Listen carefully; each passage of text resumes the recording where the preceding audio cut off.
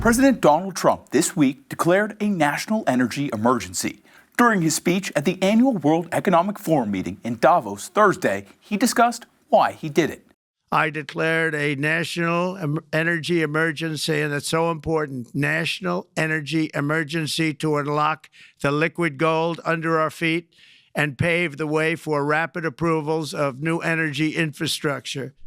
That sentiment is shared by the president of a national energy trade group representing over 650,000 American workers in this sector. Tim Tarpley of the Energy Workforce and Technology Council believes expedited permitting will be required for a major build-out of U.S. power infrastructure needed to meet rising demand in the coming years, and fossil fuels will play a major role in that. It's going to require a significant amount of permitting, and right now we're not getting those permits fast enough, so it is scaring off investors. But I just think natural gas is going to be a big part of the grid in the coming 20 or 30 years. So we should be really focused on that.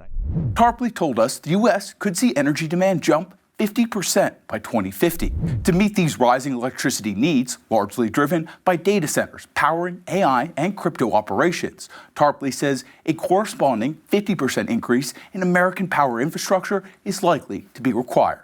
The most estimates that we see is about a 50% increase in the next 30 years. So it's a significant build out.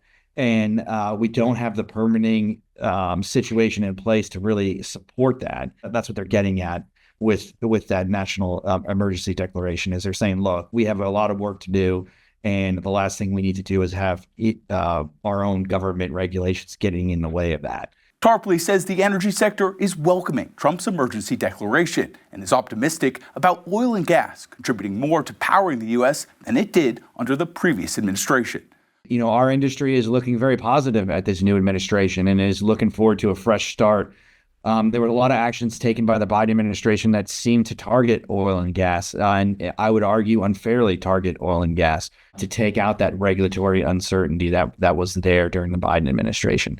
And in addition to the expedition of permitting that was in the other executive order, we think both of those combined will be a positive thing for the energy industry in the U.S. With power demands on the rise and an administration in place with a more favorable outlook on fossil fuels, Tarpley expressed confidence about the energy sector's future. We think demand is, in the long term, going to increase. So we're very bullish on the industry. I'm personally very bullish on gas. I think we're going to continue to see a growth. To get more news about the U.S. energy sector, download the Straight Arrow News app and sign up for alerts from me, Jack Almer.